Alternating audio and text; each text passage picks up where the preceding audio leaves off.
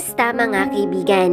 Isang kwentong muli ang aking ibabahagi sa inyo na tiyak nakapupulutan nyo ng aral. Pero kung bago ka pa lang sa aking channel, ay pakilike po ng ating video. Pakiclick ng subscribe button, gayon din ang bell icon para lagi po kayong updated sa mga parating pa na upload.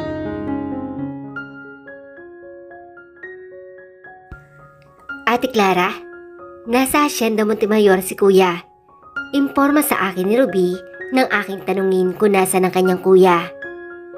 Ruby, may napansin ka ba na nabago kay Senyorito nitong mga nakaraang araw? Sabi kasi sa akin ni Rafi na parang malungkot daw ang daddy nila.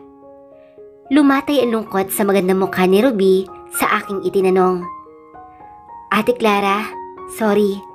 Nalaman ko rin ang tungkol sa kakambal ni Alex. Sobrang lungkot rin ang naramdaman ko at sobrang na-guilty dahil hindi ko naman alam na nawalan ka pala ng isang anak. At palagay ko yun din ang dahilan kung bakit nagkaganyan si Kuya Rafael ngayon. Lalo din siyang na-guilty sa ginawa niyang pagmamalupit sa iyo dati. Sinisisi ni Kuya ang sarili niya kung bakit nawala ang kakambal ni Alex. Alam kong sobra niyang sinisisi ang sarili sa pagkawala ng isa sa mga anak ninyo. Masaya man siya sa araw dahil nakakasama niya si Rafi at Alex. Nagluluksa naman siya tuwing sasapit ang gabi at nilulunod lagi ang sarili sa alak para makalimot man lang. Natigalgal ako sa nalaman. At kaya rin siya muna umuwi sa Hacienda Montemayor ay para malapit lamang siya sa namatay niyang anak. Kwento sa akin ng driver niya, araw-araw ay nasa puntod siya ni Baby Samantha, si Kuya Rafael at umiiyak ng umiiyak. Paulit-ulit daw na lumuluhod at humihingi ng sorry si Kuya Rafael sa harap ng puntod ni Baby Samantha dahil kasalanan niya raw lahat ang mga nangyari. Kusang nadulas ang luha ko sa aking pisngi sa nalaman. Naiintindihan ng puso ko bilang magulang kung ano ang salubin meron ngayon si Senyorito Rafael dahil ilang araw, linggo, buwan at kahit pa ilang taon na ang nakakalipas, iniiyakan ko pa rin ang pagkawala ni Samantha. Sinisisi ko rin ang sarili ko dahil hindi ko man lang nalaman na nasa sinapupunan ko na pala siya. Hindi ko man lamang nalaman na sa bawat paghinga ko, kasabay ko na siya. Kaya napakasakit. Halos mabaliw ako sa sobrang pagsisisi sa aking sarili. Pero pinapalakas ang loob ko ni na Rafi at Alex. Ruby, pwede bang makatingin muna kay Alex at Rafi? Tanong ko kay Ruby. Oo naman Ate Clara. Nasa eskwelahan pa kasi silang dalawa. Pupuntahan ko si Senyorito Rafael sa Hacienda Montemayor. Napangiti ng malapad si Ruby sa narinig. Agad naman niyang tinawagan ng driver niya para ihanda ang sasakyan para ihatid ako sa kabilang hacienda. Aaminin kong hindi man naging maganda ang nakaraan namin ni Senyorito Rafael ay concern pa rin ako sa kanya. Ginawa niya naman ang lahat para matabunan ng magagandang alaala ng kasalukuyan ang mapait naming nakaraan. Mahal na mahal niya ang mga anak namin. Hindi siya sumusuko kahit ilang beses ko siyang binasted. Kahit pa sa batas ng tao ay mag-asawa pa rin kami. Kaya pupuntahan ko siya ngayon. Sino yan? Hindi ba sinabi ko na ayaw ko ng storbo? Pagsinghal sa tinig ni Senyorito Rafael. Inabutan na ako ng dilim sa daan bago ako nakarating sa Hacienda Montemayor. Nagtaka nga ako dahil halos hindi maganda o gaga ang lahat ng mga kasambahay nang nakita kong pumasok sa mansyon. Lahat ng tao dito ay magiliw akong kinakausap. Ang mayordoma ay hindi rin mapakali sa pagtatanong kung ano ang nais kong kainin o kung meron akong gusto at kailangan. Ngunit magiliw naman akong tumanggi dahil ang pakay ko lamang ay ang amo nila. Agad nila akong sinamahan paakyat sa pangalawang palapag at iniwan sa harap ng silid kung nasaan ang nagmumukmok na ama ng aking mga anak. Pinihit ko ang doorknob at saka ako pumasok. Kahit pa, sininghalan niya ako. Madilim ang buong kwarto at bukod tanging liwanag lamang ang nanggagaling sa lampshade na nagbibigay liwanag na sapat para mamataan ko ang bulto ng taong hinahanap ko. Naroon siya, nakaupo sa gilid ng kama, malapit sa side table. Ano bang kailangan ninyo? Muli niyang pagsigaw na tanong sa naiiritang boses. Ako ito, senyorito, si Clara. Imporma ko sa kanya. Alam kong natigilan siya na marinig ang boses ko. Anong ginagawa mo rito, Clara? Umuwi ka na sa bahay mo. Tutal, dun mo naman gusto, hindi ba? Kaya umalis ka na. Huwag ka nang babalik dito. Umuwi ka na. Hindi ka dapat nagpunta rito. Taboy niya sa akin nang hindi man lang ako nilingon. Hindi ako nagpatinag kahit sigawan niya pa ako ng paulit-ulit. Lumakad pa rin ako patungo sa kanya at hindi takot kahit pa pinapaalis niya ako. Agad kong napansin na may hawak siyang isang bote ng alak. Sobrang kalat ng kanyang silid na waring dinaanan ng bagyo. I said go away! Nagulat ako nang tumaas ang kanyang boses, pero hindi ako matitinag. Ayoko nga, hindi ako uuwi hanggat hindi ka tumitigil magmukmok. Akala mo siguro hindi ko malalaman itong pinagagagawa mo ngayon. Maging si Rafi ay napapansin ng pagbabago mo. Sermon ko kay senyorito. Wow! Acting like a nagger wife?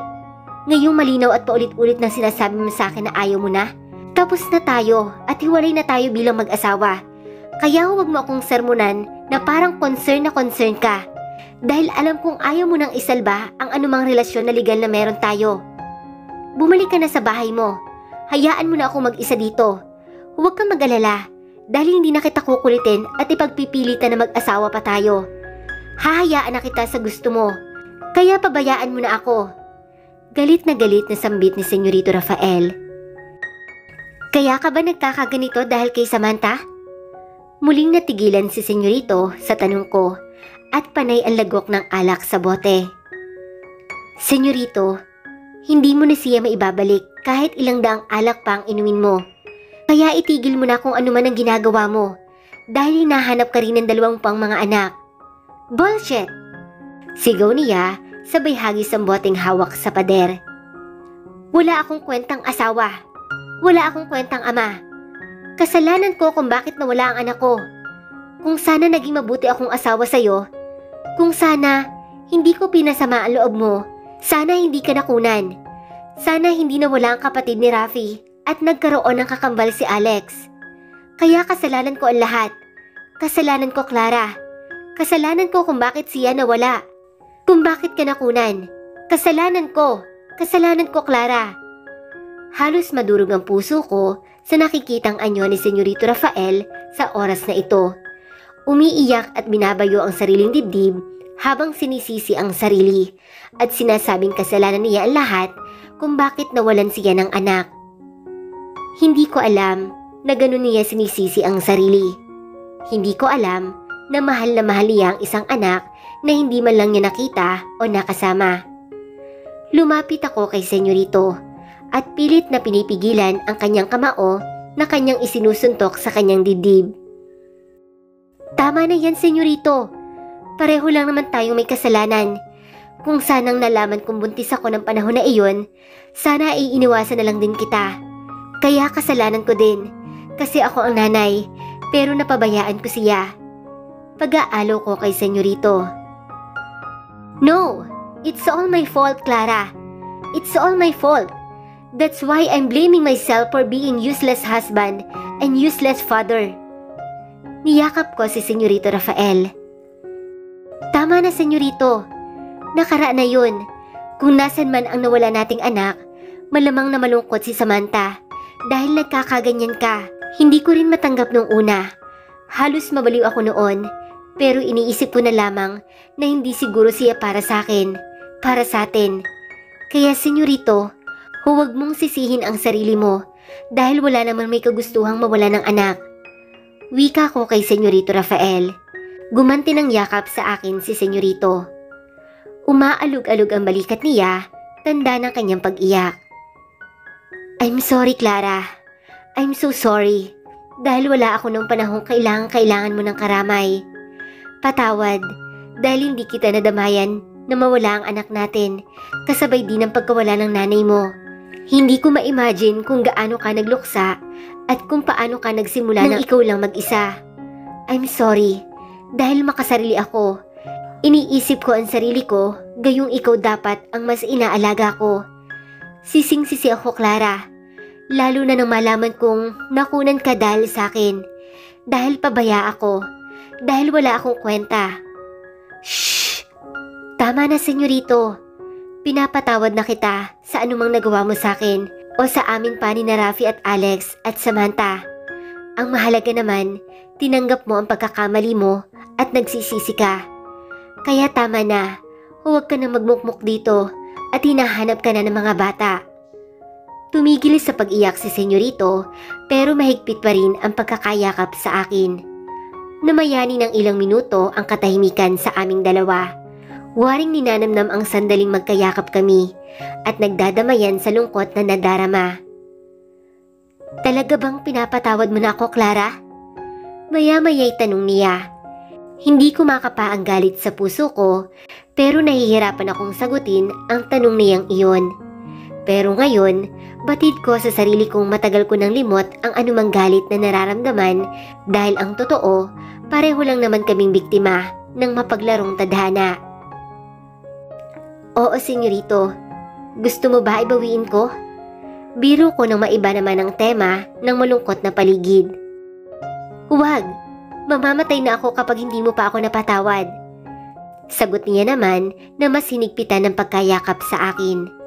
Napangiti na lamang ako, tila kay gaan sa pakiramdam, ang nagkapatawaran sa mga kasalanan. Clara, mahal na mahal kita, pero sige, igagalang ko ang desisyon mo na ayaw mo na. Hindi ko ipipilit na mag-asawa pa rin tayo. Ipapaanal ko ang kasal natin para tuluyan ka na maging malaya sa akin. Mahirap para sa akin pero karapatan mo maging masaya pagkatapos ng masasakit na alaalang nadulot ko sa iyo. Saad ni Senyorito Rafael sa malungkot na tinig. Nawalan ako ng kibo, ngunit sumilid din ang ngiti sa aking labi dahil sa sinabi ni Senyorito na handa niya akong pakawalan dahil sa sinabi niyang mahal niya ako. Alam kong maliban sa pagmamahal ng mga anak ko, ay may isa pang nagmamahal na kakaiba at waring ngayon ko lang nadama. Ganun ba? Sayang, papayag na sana akong umuwi dito sa bahay mo at papayag na rin sana akong sundan natin si Alex. Deklara ko kay Senyorito Rafael. Nanlalaki ang mga mata na humarap sa akin si Senyorito Rafael pagkatapos niyang bumitaw sa mahigpit na pagkayakap sa akin. Ulitin mo nga ang sinabi mo, Clara. Ang alin? Ang pagpayag akong umuwi dito sa bahay mo? Nakakunot noo kong pag-ulit sa sinabi ko. Hindi, yung payag ka nang sundan natin si Alex. Nahampas ko ng di oras ang balikat ni Senyorito Rafael. Manya ka talaga. Buska ko sa kanya. Ngumisi si Senyorito nang marinig ang sinabi ko. Dagling naglaho ang anumang kinikimkim na kapaghatian niya kanina lang. Talagang manyak na manyak ako sa iyo, Clara. Kaya wala nang bawian ang sinabi mo kanina. At muli niya akong hinapit sa bewang paharap sa kanya. Senyorito, kailangan ko nang umuwi sa Hacienda Esmeralda dahil hahanapin na ako ng mga anak natin. Sarap naman pakinggan ang sinabi mo, ang mga anak natin. Pero hindi ka makakauwi ng Hacienda Esmeralda hanggat hindi ako nakakasiguradong may kasunod talaga si Alex. Bulong niya sa tenga ko. Nagtayo ang lahat ng balahibo sa katawan ko. Naghatid ng multaheng kuryente ang mainit niyang hininga na dumampi sa aking balat. Hindi naman ako uminom ng alak, ngunit pakiramdam ko ay lasing ako. Nalunod sa anumang umaapaw na pagkasabik sa pagitan naming dalawa. Hanggang sa namalayan ko na lang na pareho na kaming walang saplot sa katawan ni Senyorito Rafael at sabay na sumasayaw sa aliw ng isang tugtog na hindi kumukupas at naluluma kahit ilang panahon pa ang lumipas.